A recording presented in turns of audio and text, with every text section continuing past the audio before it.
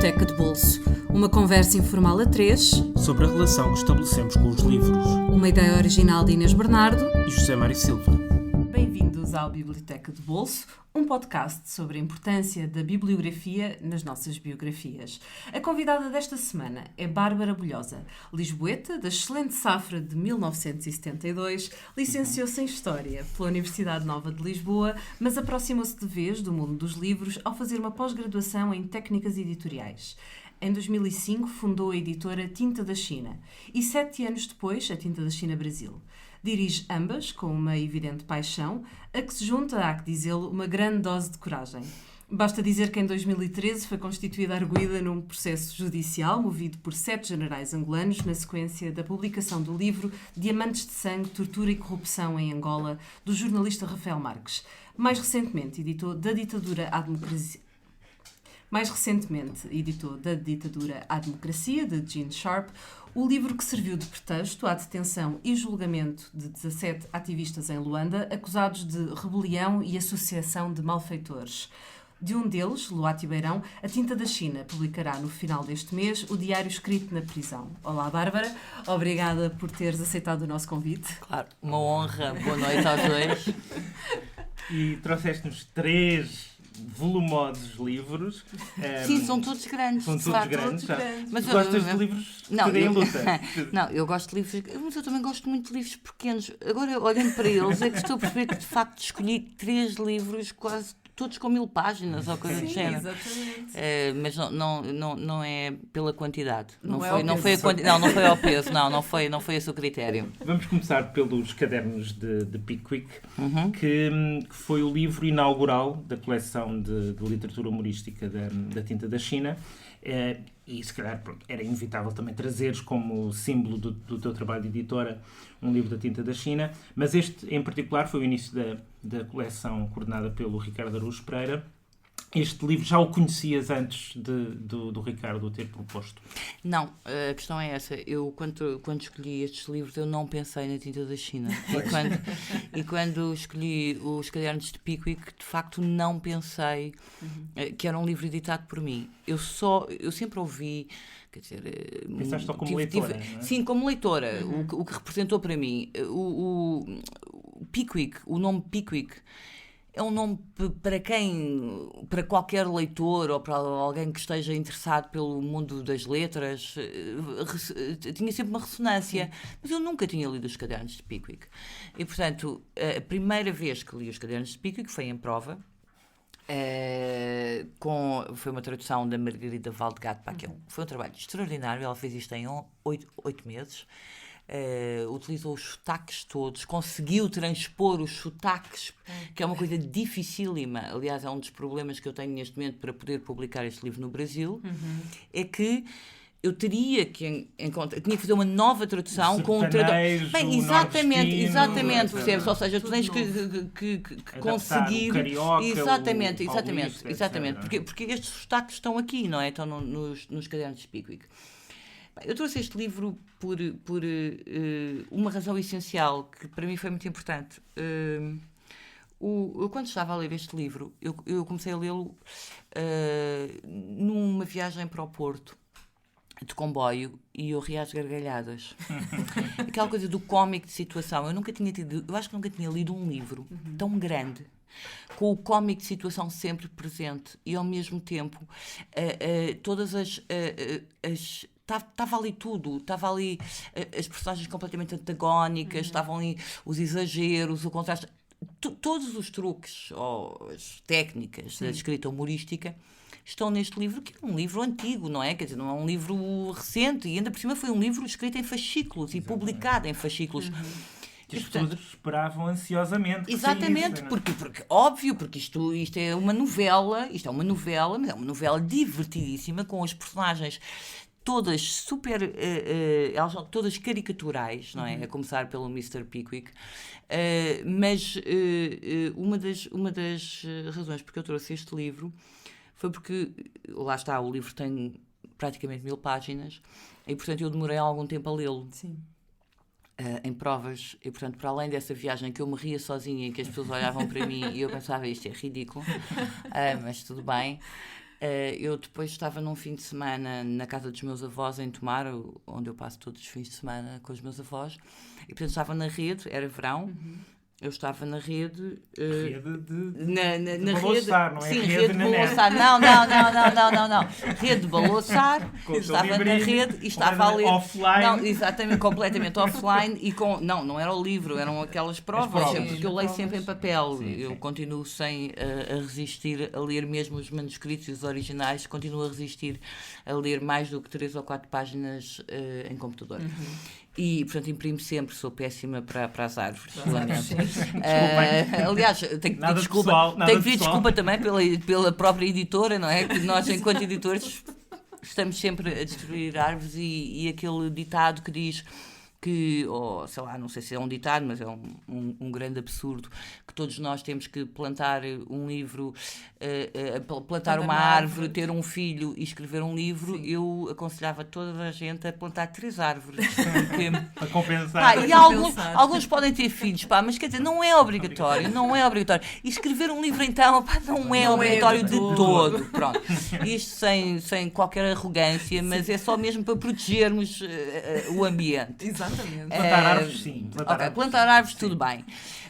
E então, o meu avô tem agora 90 anos. Nesta altura, eu não sei, este livro é de 2000 e, sei lá, não, pai 10, 12. Acho que é 12. Sim, é possível. Vou confirmar. Eu não sei. Eu sei que o meu avô agora tem 90 anos. E eu estava a ler o livro e estava a rir. 2009. 2009. Ok, pronto, já foi há muito tempo. Passa rápido. E o meu avô, e estavam os meus filhos, eu tenho 3 filhos, eles estavam ali ao pé, e eu ria. E toda a gente me perguntava, mas porquê é que estás a rir? Conta-nos porque é que estás a rir. Também queremos entrar na piada, não é? Eu dizia, não, vocês têm que ler isto, porque eu não conseguia parar de rir, sabes? Que é tudo parares, tirares as folhas, e rir, porque estás a ver aquela situação. E o meu avô passou por mim e disse-me assim, não te ouvia dobrar o riso desde criança. E, portanto, para mim, eu fiquei... Os cadernos de Pickwick marcam-me muito por isso. Pelo meu avô. Eu já não tenho pais, ele não é? Te fez voltar a dobrar o riso. Pelo menos para o meu avô, ele disse-me, já não te ouvia dobrar o riso desde criança. E, portanto, é um livro que me divertiu tanto e que eu acho que diverte tanto qualquer pessoa, sabes? E que nós às vezes precisamos tanto disso, mas porque é com uma inteligência ou seja, não é aquela gargalhada gratuita, é uma gargalhada que depois tu ficas a pensar nisso e não consegues mesmo parar. Quando tu não consegues parar de rir, é porque aquilo faz todo o sentido, não é? Esta coisa do humor tem que ter verosimilhança, tu tens que tem que ter um sentido, não é? Quase 2 séculos depois, não é? Quase 2 séculos. Isso é incrível, percebes? Isso é incrível, como se eu nunca tivesse lido um livro, não é? E portanto eu trouxe os cadernos de Pickwick por isso, porque foi um livro que me marcou muito. Dos livros que eu editei, foi o livro certamente que eu ri mais, e foi um livro que eu nunca teria publicado sem ter sido o Ricardo a dizer-me, eu quero publicar os cadernos de Pickwick. Eu disse, é uma loucura, porque é um balúrdio em tradução, e foi caríssimo. Capricho, quase. Sim, mas era daquelas coisas, ok, vamos fazer. A verdade é que a edição em capa dura, que é cara, vendeu 3.000 exemplares, está esgotada, e e temos estado a fazer a edição económica e continua a vender. E eu isso acho que é um bocado o trabalho. Também o efeito do Ricardo, não é? Haverá, mas eu acho que não é só, sabes? Porque houve outros livros da coleção do Ricardo que não venderam. Percebes? Ou seja, se tu falares nos cadernos de Pickwick, ou no Zweig, ou no Oblomov, porque de facto são clássicos, são aqueles clássicos, esses venderam bem, percebes? Agora, depois tu tens o Wheat, tens o Perlman, tens o Wheat do Benchley. São livros muito bons, mas que não têm a mesma... não têm um bocadinho este selo também de serem antigos, de serem clássicos e de serem referências em toda a literatura, não é? De alguma maneira estes livros só se tornaram clássicos porque estão sempre a ser citados, estão sempre a ser, de alguma maneira, há sempre uma relação com eles, mantêm-se, percebes? E ao leres o livro... também enquanto editora, não é? Porque estavas já a ler as provas, é uma leitura diferente da que fazes quando és só leitora? Absolutamente. Bem, numa tradução, numa tradução Tens como esta. de estar a ver se Numa está tradução, tudo bem, numa tradução como esta, não particularmente, porque a tinta Confiada da pela China tradutora, e a não é? tinta da China tem revisores, não é? Eu Claro. nunca fiz revisão, eu não estou habilitada para fazer revisão de texto. E, portanto, aquilo que eu faço, enquanto editora, é ler os manuscritos, quando eles me vêm, como vêm com originais, e aí eu tenho uma atenção redobrada, porque aí não posso estar como leitora, tenho que estar como leitora, como crítica, como uma leitora super crítica. Entendes? De dizer, pá, Isto aqui não isto não está a funciona. funcionar, isto é forçado, não estou a acreditar nesta personagem, entendes? Tens de estar aí mesmo quando é um original. Quando é uma tradução de um clássico, aquilo que te preocupa é isto funciona em português.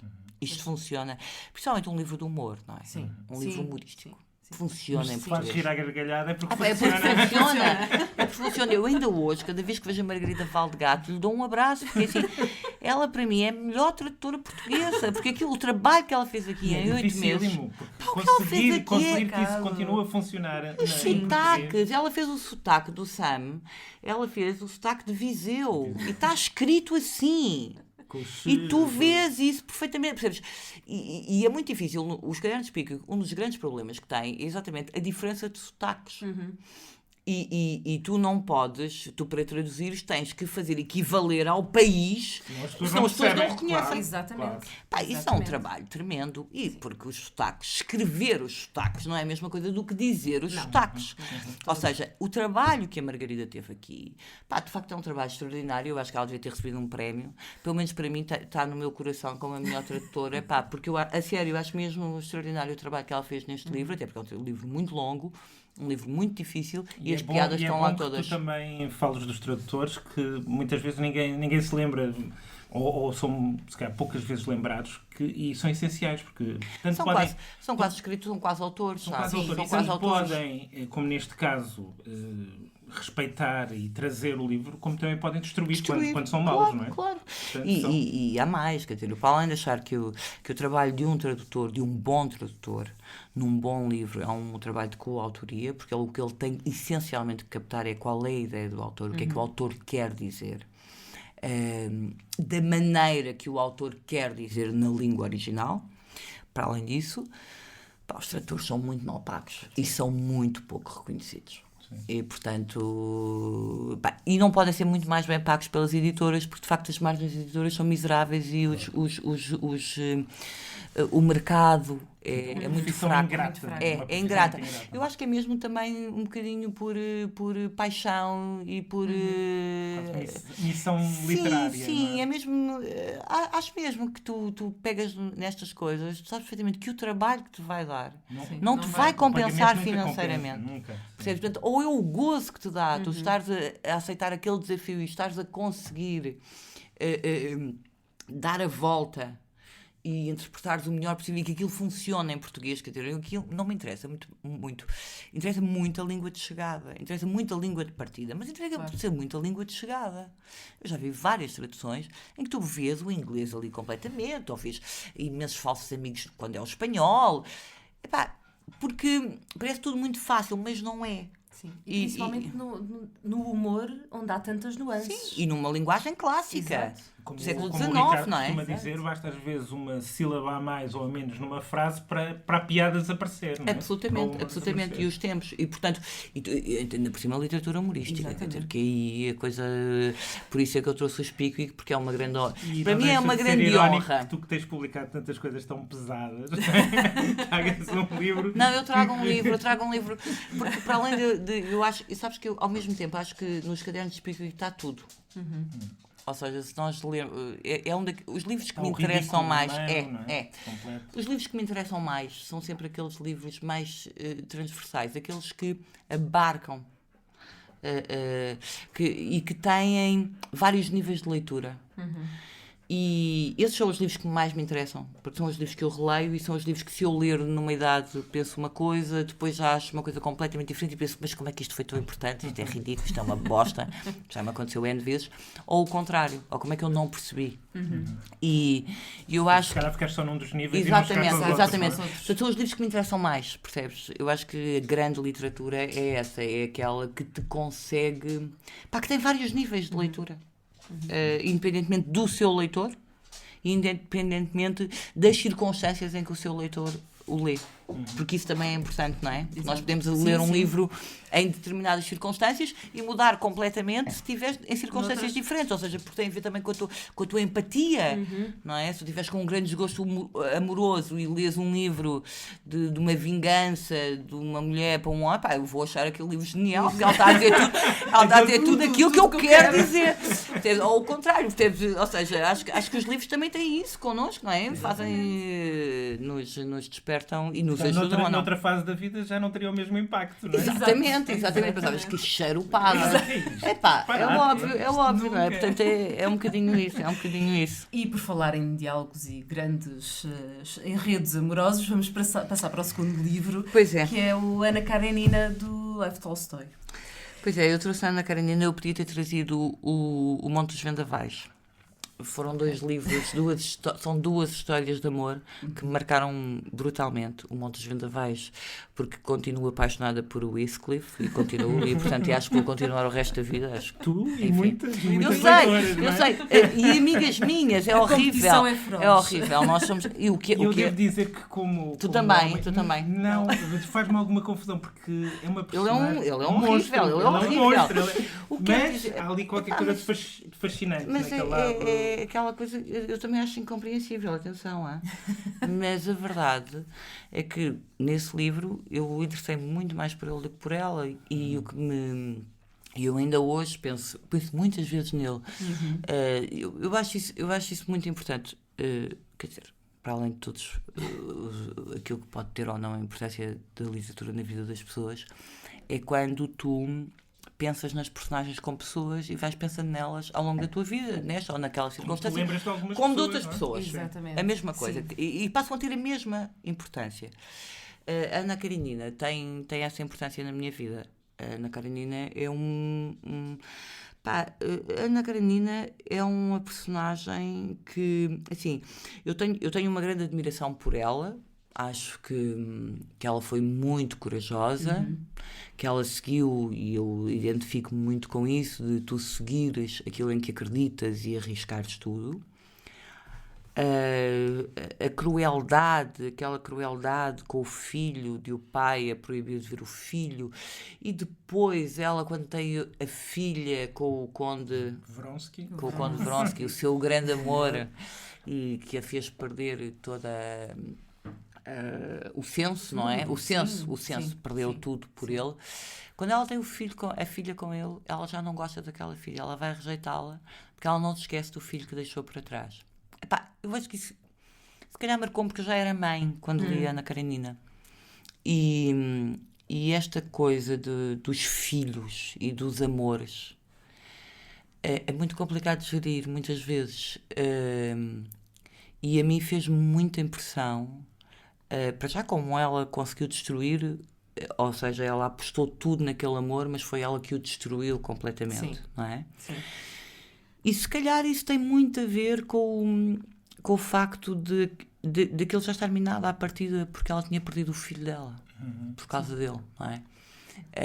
E portanto, quando ela tem um filho com ele, não é? Que tu pensas, ok, podem refazer. Ela não vai amar essa filha, e entra naquele loop completamente paranoia, obsessivo, não é? Que a leva a matar-se, mas essencialmente aquilo que me marcou mais na Karenina, enquanto mulher, foi isso, foi a paixão, a importância da paixão e a importância de tu seguires e tu não te deixares, o seres livre, não é? O lutares pela tua liberdade e lutares por aquilo em que acreditas e mais que acreditas, naquilo que tu queres fazer. Naquilo que tu queres ela é de fazer. uma liberdade incrível. Ela Incrível, é incrível. Ela está controlada até um certo ponto. Ela, a partir do momento em que ela decide, ela abdica de tudo. Completamente. E eu penso sempre nisso, que é, tu consegues controlar os teus comportamentos, mas tu não consegues controlar aquilo que sentes.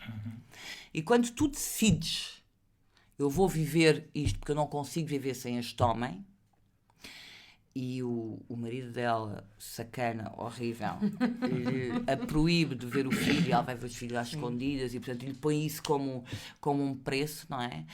Eu senti muito isso, não é? Eu, enquanto mulher, pá, tu pensas assim, eu sigo um grande amor, que não consigo viver sem ele, que já não consigo respirar, que me está...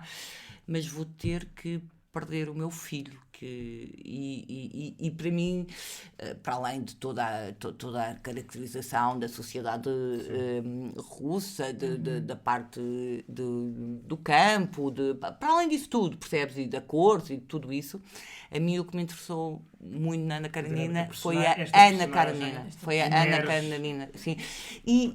Como em todos os livros do Tolstói, está lá muito mais, não é? Estão lá as camadas... Claro, está lá tudo, claro, está lá tudo. Os grandes temas da época, mas de facto esta mulher irrompe completamente das páginas. Sim, não é? e é muito engraçado, não é? Porque ela de repente, a meio do livro, ela é uma heroína para ti, não é? Sim. Ela é estou wolfa, e depois vem tudo, não é? E vem o peso todo da opção que ela tomou.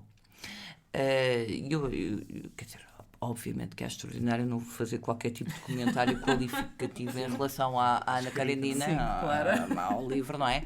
Estou a falar só naquilo que representou para mim e como me fez pensar nisso. Eu, enquanto mulher divorciada, com filhos, não é? Sim. Como é que isto se podia pôr, percebes? Porque lá está, as implicações das decisões. Exatamente, e muitas vezes penso nela e penso sempre que ela acabou muito mal e, portanto, isso é um grande consolo para mim. E portanto, ela também como, tipo, aquela amiga que, olha, a vida não lhe correu bem. Não lhe correu bem, mas é uma amiga que eu admiro imenso. Sim. Percebes? Eu admiro imenso a coragem E dela. acho muito, muito curioso isso de tu ainda te lembrares dela como se fosse uma pessoa real. Sim. Não é? Penso imensas vezes esteve na tua vida, com quem tu te cruzaste. Exatamente.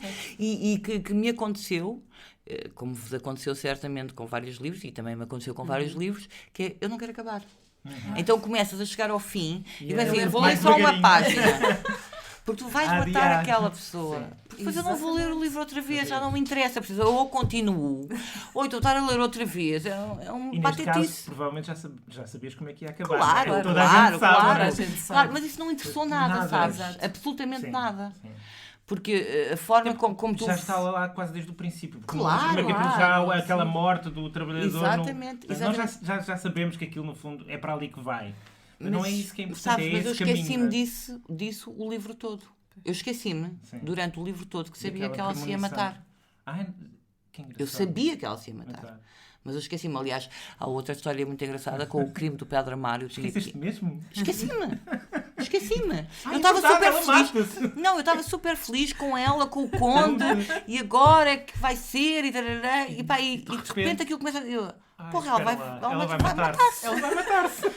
Não me digas que ela se mata. Não, é horrível. Tu sabes que eu li o Crime do Padre Amaro. Foi indecente o que me fizeram. Eu tinha 15 anos e estava apaixonada por essa de Queiroz. Eu tinha lido o Primo Basílio e adorei aquilo. Adorei o Primo Basílio. E a seguir fui ler o Crime do Padre Amaro. E uma amiga minha, bastante sacana, disse-me que no fim eles ficavam juntos ou uma coisa assim, já não me lembro. E eu passei até à última página, quando ela se mata, ou quando ela morre, já não me lembro se ela morre ou se mata. Então, eles não ficavam juntos? Horrível. Olha, aí foi o contrário, que foi dizer, contar. Horrível. E tu estás ali a pensar, não, Cria-te uma falsa expectativa. Horrível. Eu adorei o livro, mas estava sempre a achar que ele não era um sacana. Com essa amizade. Absolutamente, já nem me lembro do nome dela. Não me lembro do nome dela. Era uma amiga da adolescência que me enganou e que eu não lhe perdoo. E além disso, eu achei sempre que o Amar não era assim um sacana. E ele era horrível, ele era uma pessoa horrorosa. E eu achei o livro todo... Ele ia fazendo as sacanices todas e eu achava, não, isto não tem não importa nada. Pronto. Portanto, que também nunca se redime propriamente, é o protagonista, narrador deste livro terrível no verdadeiro sentido da palavra, que é As Benevolentes, do Jonathan Littell, que são também quase 1000 páginas, e aqui é um desafio ao leitor e à capacidade de resistência do leitor perante o horror, porque o livro é uma espécie de avalanche do mal, não é? Tu, obviamente, falou-se muito do livro na altura, ganhou o Prémio Goncourt. Tu, quando avançaste para este livro, foi também porque já eras editora na altura e te interessa saber o que está a acontecer na literatura europeia, mas já sabias o que ias encontrar ou também foste surpreendida por este vendaval? Não, eu não sabia o que é que ia encontrar. Eu quando li As Benevolentes, aliás, eu tentei comprar As Benevolentes em Frankfurt, porque a gente que estava a vender As Benevolentes falou-me deste livro. E disse-me que era uma coisa... Comprar os direitos. Sim, para comprar os direitos para Portugal. E falou-me deste livro e disse-me que era uma coisa completamente nova sobre a Segunda Guerra. Eu, obviamente, não tinha hipótese nenhuma, como nunca tenho, com qualquer editor português, quer dizer, das guerras. Sim, e portanto eu nunca entro nessas coisas. Eu tenho que fazer outro tipo de trabalho, é impossível. Claro. Não existia há muito tempo, se tivesse entrado nisso. Mas, de facto, quando comecei a ler As Benevolentes, assim, como, para já eu estudei História, não é? E como, não é só por ter estudado História, porque não foi o curso que me deu essas ferramentas, foi o meu interesse pela História. E o meu interesse pela História mantém-se igual. Aliás, ainda agora o meu irmão me dizia a semana passada, porque eu estou a gravar os meus avós, conversas com os meus avós, sem eles saberem. E o meu irmão disse-me esta tua obsessão pela história. Pelo registro, não é? Sim, pelo registro e por não se deita papel nenhum fora cá de casa. Isso tem a ver com... Eu fui para a história por alguma razão, não é? Exato. E esse bichinho continua e eu tenho muito interesse pela história e tenho muita pena de não poder estar a estudar história. Percebes? Há muitas coisas que eu gostaria de estar a estudar e... De aprofundar melhor. Sim, gostaria mesmo de estar a fazer. Aliás, há uma cadeira que eu aconselho a todas as pessoas, que está a dar o Fernando Rosas, foi jubilado, mas continua a dar uma cadeira nova que se chama Os Fascismos na Europa. É a história dos fascismos. Pá, é que eu tenho imensa curiosidade. Eu não fui aquele às quartas-feiras. Eu queria muito fazer aquela cadeira. Eu não a quero fazer mesmo, ou seja, eu não quero fazer exame daquilo. Eu quero assistir e fazer as leituras, que é o que me interessa. Pronto. Mas isto para chegar ao Littell. Estranhíssimo, não é? Um rapaz de 30 anos, acho que ele tinha 30 anos, americano a escrever em francês. O livro sobre a Segunda Guerra. Pá, é óbvio que qualquer leitor, isto não tem a ver com a ser editora, tem a ver com o interesse que tu tens pelos temas, não é? Eu li muitas coisas sobre a Segunda Guerra, vi muitas séries, muitos documentários, como todos nós, não é? Sim. Nada me marcou como As Benevolentes. Porquê? Porque As Benevolentes, eu para aí até meio do livro, eu empatizo com aquela personagem. Eu empatizo com o narrador. E portanto eu não o detesto. Eu não o detestei. Eu não achei horrível o que ele estava a fazer. E eu confrontei-me comigo mesma. É um livro que, aliás, eu trouxe por isso mesmo. Porque é um livro que te faz perceber que é muito fácil para nós, e quando falamos da Segunda Guerra e quando falamos dos alemães, outra parte importantíssima do livro para mim foi a descrição das tropas alemãs abandonadas na Rússia e portanto o sofrimento deles, que foi uma versão que eu nunca tinha visto. Claro. Sim. Ou seja, porque nós sempre tivemos a versão dos vencedores, não é? Claro. E portanto aquilo que eles passaram ali. E depois é este tipo, não é? Este tipo. Eu não posso dizer que eu poderia ser este tipo, porque eu acho que não seria, mas eu não consigo, à partida, dizer é um filho da mãe. Entendes? E porque toda a linha de argumentação está tão bem construída, aquela mente está tão bem construída, e isso é assustador. E, portanto, foi um livro que eu trouxe, porque foi um livro que me perturbou muitíssimo. É talvez mais assustador do que ver o mundo a preto e branco, não é? Muito mais. E do que as leituras que existiram, até muito recentemente, sobre a Segunda Guerra Mundial, em que lá está, os alemães... São todos maus. Aceitaram o nazismo aceitaram muito isto. bem. E nós... Exato. Este livro, para mim, quer dizer, não sei, se calhar as pessoas fizeram outras leituras, mas para mim... Foi a primeira vez que eu me confrontei com e se isto fosse comigo? E se isto fosse comigo? Ou seja, isso é assustador, não é? É como aquela ideia que nós temos que somos todos potenciais assassinos, não é? Nós temos aquela coisa de as pessoas más, as pessoas boas. Não há pessoas más, não há pessoas boas. Nós todos podemos ser ótimos e todos podemos ser péssimos. Eu posso ser uma assassina se estiverem a fazer mal aos meus filhos, a molestar os meus filhos. Eu tenho a certeza que poderei matar, entendes?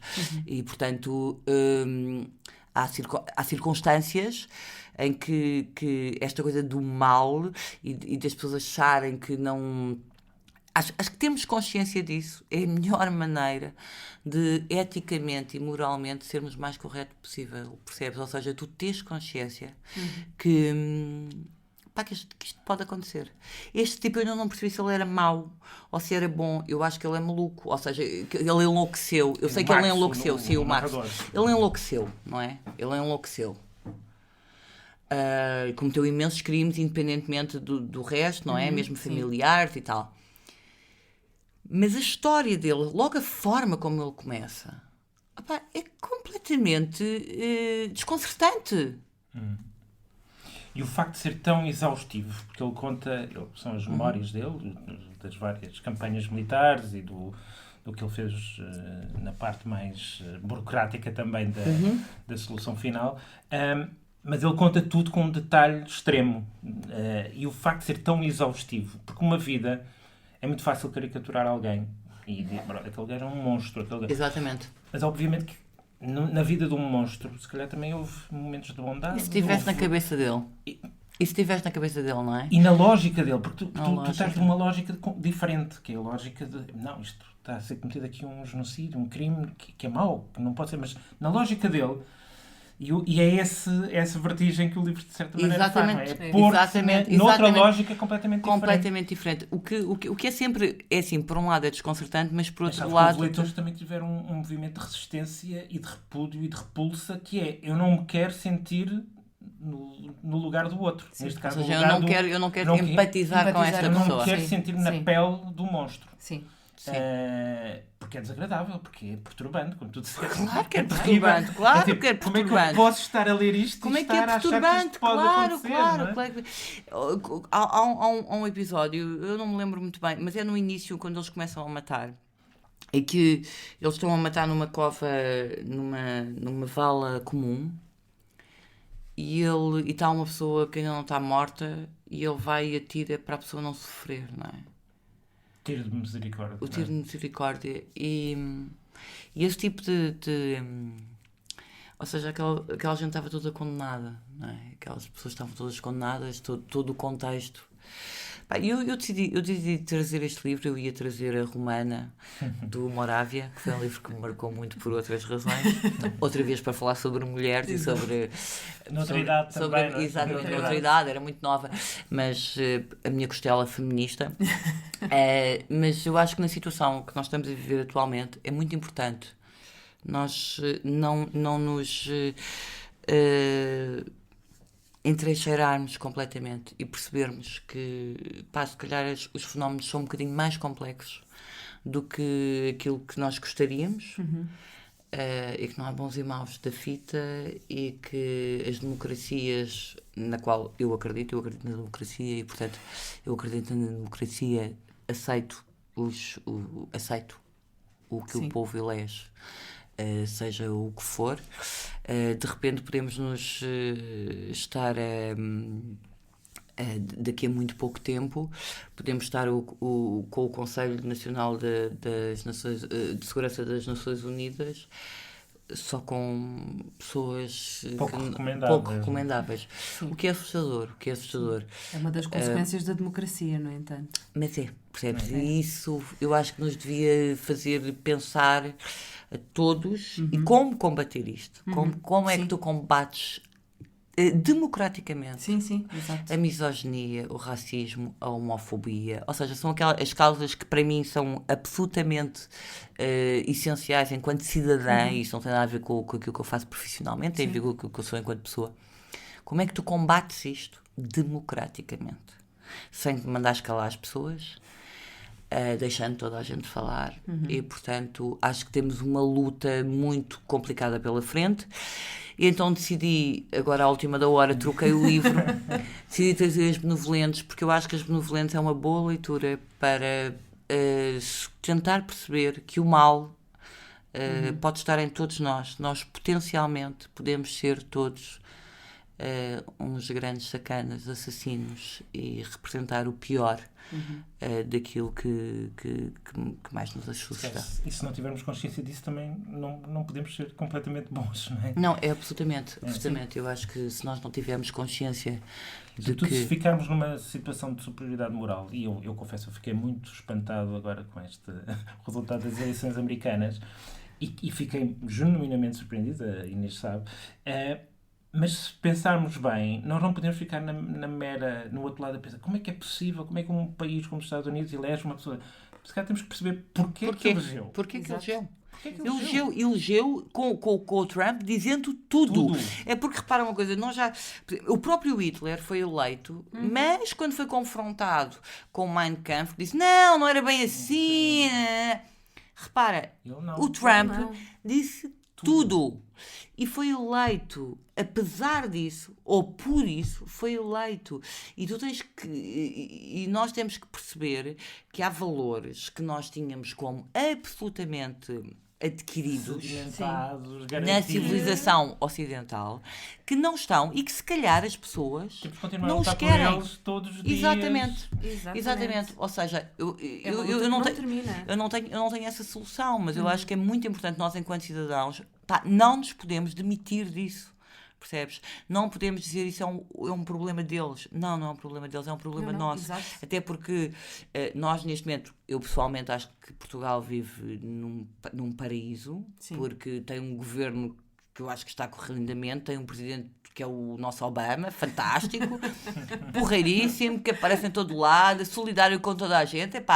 Acho fantástico. Então, depois do deserto que houve anteriormente, há sol, estamos a meio de novembro, temos sol em Lisboa. Assim, a extrema-direita é irrisória. Não temos extrema-direita, não. Assim, eu, por exemplo, no Brasil, quando eu falo com os meus amigos brasileiros ou com os meus amigos americanos, eu digo, em Portugal não existe extrema-direita, porque em Portugal não existe extrema-direita. Há 30 pessoas... Não existe. Não é representativa. Não é. Zé Mário, não existe. Portanto, todos os nossos partidos, mesmo quando nós dizemos a nossa direita, o CDS não é um partido de extrema-direita. É um partido democrático, percebes? Todos os nossos partidos são democráticos. O próprio PC é um partido democrático. Portanto, é assim, nós vivemos neste oásis. Eu não sei se por quanto tempo, não faço cá, não, mas sei que é a altura de pensar, e antes de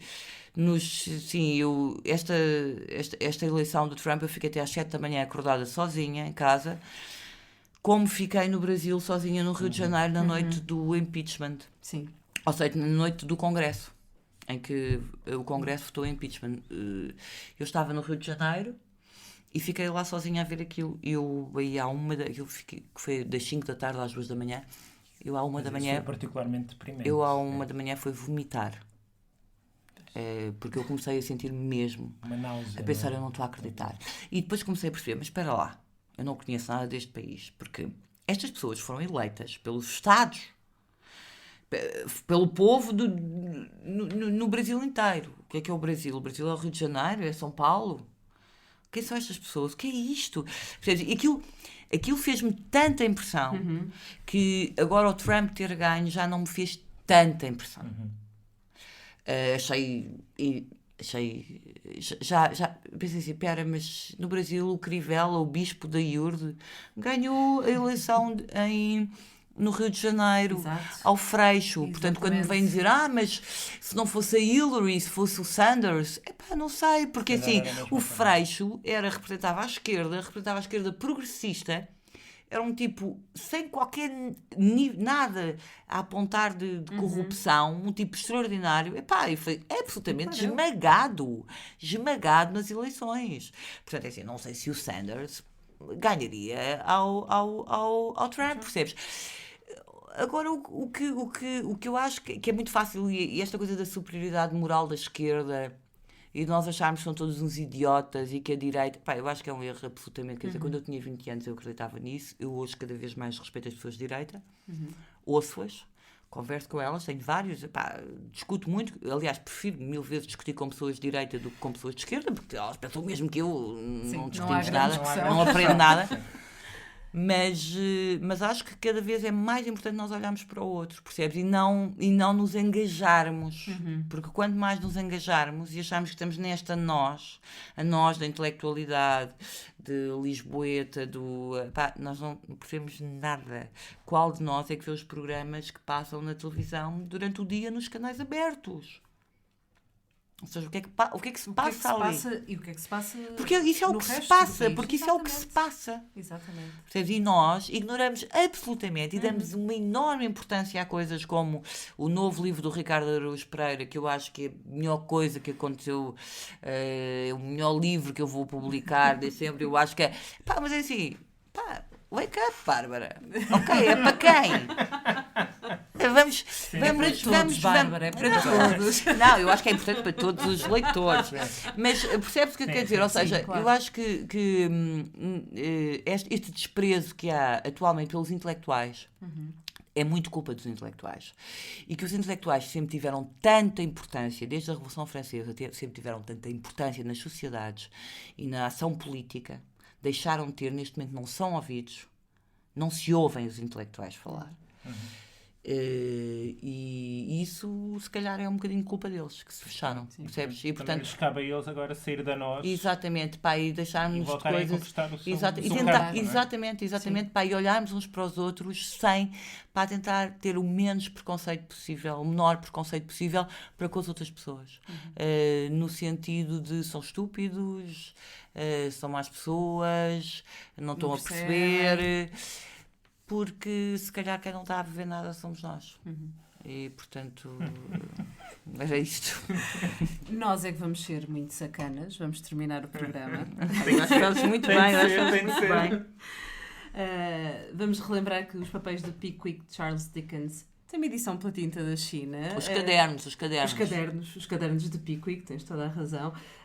Em capa dura já estão esgotados. Em inglês é papers. Exatamente, os papers.